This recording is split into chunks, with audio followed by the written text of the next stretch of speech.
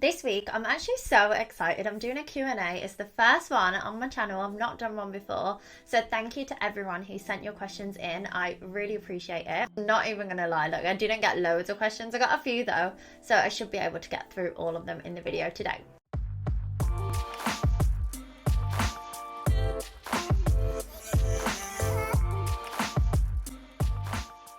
Just started ACA and just done the tuition for accounting certificate. So overwhelmed. Right, so not a question, but good luck. I will take this opportunity to plug my book. So if you are beginning accounting, then do check this out. It should be really, really helpful for the basics. And no, I did not make that up. That was genuinely what someone said. How to pass first time for people who have no background in finance. This was me. I mean, I did economics and maths, and finance is kind of vague, but I'm going to say I had no accounting background. I already have a whole video on this, and it really goes into key tips for passing first time. If I just had to summarize, I'd honestly really say just question bank practice is so key for these exams. I really always just threw myself in. Okay, so slightly off topic, but the next one is I have to see your workout routine. So I don't really know how to go about showing it, but I can kind of talk through my typical split. It is 5 days a week. So Monday will be chest and triceps, Tuesdays will be legs, Wednesdays will be back and buys, and then on Fridays it'll be kind of abs and shoulders, but that's normally the one if I can't go 5 days a week, which I do still try to do, but I need to kind of become okay now with going a bit less. I think it's just so engraved in me, and I get so frustrated if I don't. I need to just chill, to be honest. It's not that deep. Jag, it's not that deep. That's the one that I'd probably skip if I was doing 4 times, and then Saturday or sometimes Sunday now, it will be legs again. So in terms of an actual routine, maybe I will actually start posting some. Fun fact, I used to have a fitness page on Instagram years ago, and then my skin really flared up and stuff, and I kind of just stopped. But yeah, I might share more actually then if people are interested. How do you tackle doing 2 ACA exams at once? I actually did 3 at once sometimes, advanced 2, and even some certificate together. So I'm glad you asked, because I do feel like I know the answer.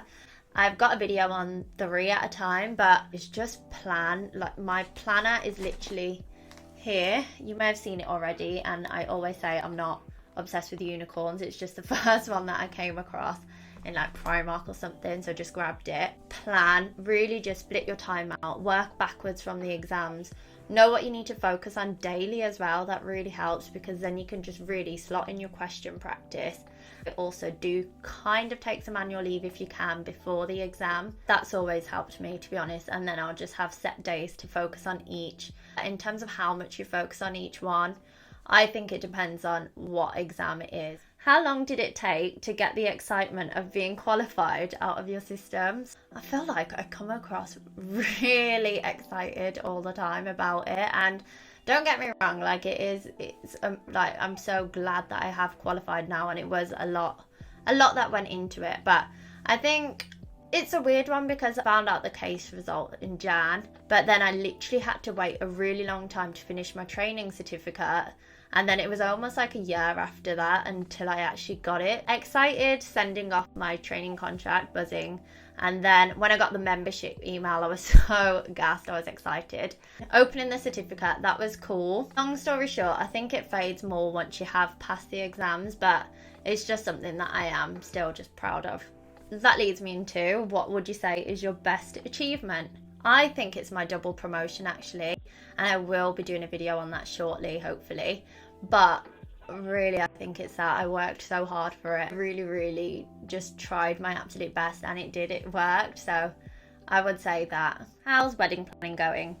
Okay, so I don't want to keep referring back to other videos on my channel, but I literally just posted another update. To summarize, it's sometimes it's good, fun. I think my family have been so supportive and helpful, even my fiance and his, so that has been really good. It's just a lot. This is from Simranjeet, so thanks for the question, and I think you probably just know how much is involved in it. It's just crazy. It's going well. I think I've actually done quite a lot of the main things now. I feel like I'm maybe just doing things too early. I can just chill a bit.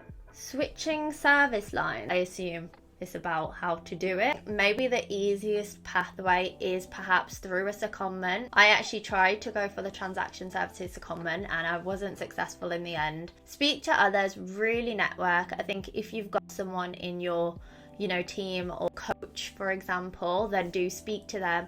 I think just really be honest, to be honest. Speak to them, then maybe put you in contact with other people.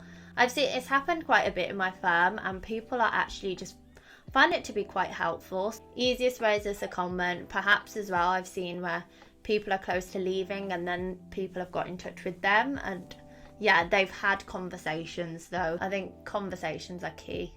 Okay, so this part is where my cousin has just like to say, how are you so paying? It's so good. And then the next one she said, is it even raining, love? Oh my god. I've just understood what she's meant. That's actually so funny. But yeah, no, not raining at the moment, Sanji. What drives you to keep up your high level of motivation and work ethic? You're a great role model. Rob, you are the kindest. Thank you so much. Literally so supportive. I mean, to be honest, you're catching me on a good day now. Yesterday, I was actually going to post about, feeling kind of burnt out and yeah, just having so much going on, but I didn't. Maybe I should have. I really think it's routine. I think routine just keeps everything in check for me. If I fall out of routine, I literally get all over the place. Routine with the gym, that just keeps me going. Just knowing what my non-negotiables are, like what I have to do. It's just planning. I know what I need to do by when. I always set kind of goals and timings for myself. My calendar at work is just filled with everything that I need to do and when. Even my personal calendar will have days like this and this. I don't know, I feel like I do. I just always want to keep progressing and doing the best that I can. How much it take you to complete ICAEW and which firm did you complete your articleship? A video. It took me 3 years. I had a graduate scheme in audit, so that was a 3-year scheme, and then it was with a Big 4 firm. I have 2 weeks left for TC and FM exams. What's your advice on how my study plan should look like now? I should actually probably message you directly actually. If anyone else is wondering, FM, make sure you're doing a financial risk management question a day. TC, again, income tax, probably really focus on it. Just so much question practice, just as much as you can, and factoring in, ICAEW sample assessments, focusing on your mock exams, things like that. Do you feel that ACA is enough to reach at highest level in accountancy or business? I've read statistics and things. I think, is it the current FTSE CEOs, 18 out of 100 or something, have the ACA qualification? I feel like with the ACA, yeah, you can definitely, get to those FD roles, CFOs. You can really, I do think, yeah, it is enough. Oh, my bad. Actually, that one carries on. So it says, do you feel it's enough? And then given the level of competitiveness in the market, we should upskill doing another qualification. So I know people actually after the ACA go on to do the FCA, and yeah, I think it's the FCA. Yeah, the FCA. And to be honest, I haven't really looked into it. I just don't think that's for me. I don't think you need to upskill qualification wise unless you're going into something that specifically requires that. Really, with work experience and stuff, it should be enough, hopefully. So yeah, that's it. I weirdly enjoyed that. I don't know, I hope you did. If you did, give me a like, please. I'd really appreciate it. Any questions, drop them in the box below. Maybe I'll do another one of these again if you did like it, maybe. And yeah, as always, I'll be back with more videos, so make sure to subscribe and hopefully you'll see me again soon. Thanks.